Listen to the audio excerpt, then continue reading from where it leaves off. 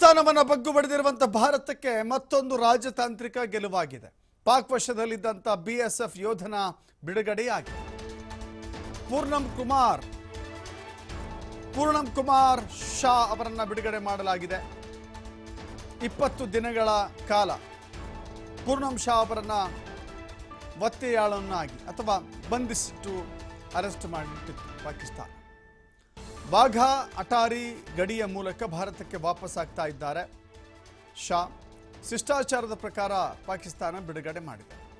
ಪಂಜಾಬಿನ ಫಿರೋಜ್ಪುರದಲ್ಲಿ ಕರ್ತವ್ಯ ನಿರ್ವಹಿಸ್ತಾ ಇದ್ರು ಯೋಧ.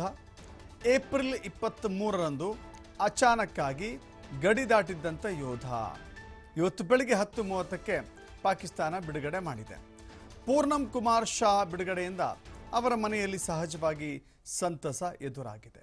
ಅವತ್ತು ಹೇಳಿ ಕೇಳಿ ಕರ್ತವ್ಯದಲ್ಲಿದ್ದಂಥ ಪೂರ್ಣಂ ಕುಮಾರ್ ಶಾ ಅಪ್ಪಿತಪ್ಪಿ ಅಥವಾ ಅಚಾನಕ್ಕಾಗಿ ಆ ಗಡಿಯನ್ನು ಪ್ರವೇಶ ಮಾಡಿದ್ರು. ಶಸ್ತ್ರ ಸಜ್ಜಿತವಾಗಿ ಯಾವುದೋ ದಾಳಿಯ ಉದ್ದೇಶ ಇಟ್ಕೊಂಡು ಪಾಕಿಸ್ತಾನ ಸೇನೆಯ ಮೇಲೆ ಅಟ್ಯಾಕ್ ಮಾಡಬೇಕಾ ಈ ರೀತಿ ಯಾವುದೇ ಉದ್ದೇಶವನ್ನು ಇಟ್ಟುಕೊಂಡು ಈ ಯೋಧ ಬಾರ್ಡರನ್ನು ಕ್ರಾಸ್ ಮಾಡಿರಲಿಲ್ಲ. ಆದರೆ ಸುಮ್ಮನೆ ಭಾರತದ ಈ ಯೋಧನನ್ನು ಅರೆಸ್ಟ್ ಮಾಡಿತ್ತು ಪಾಕಿಸ್ತಾನ. ಅದು ಹೇಳಿ ಕೇಳಿ ಪಹಲ್ಗಾಮ್ ಅಟ್ಯಾಕ್ ಆದ 2-3 ದಿನಗಳಲ್ಲಿ ನಡೆದಿರುವಂಥ ಘಟನೆ ಇದು. ಪಾಕಿಸ್ತಾನದ ಉಗ್ರರು ಭಾರತದ ನೆಲದೊಳಗೆ ನುಗ್ಗಿ 26 ಜನರನ್ನು ಹೊಡೆದುರುಳಿಸಿದ್ರು, ಹತ್ಯೆ ಮಾಡಿದ್ರು, ಭೀಕರವಾಗಿ ಕಗ್ಗೊಲೆ ಮಾಡಿದ್ರು.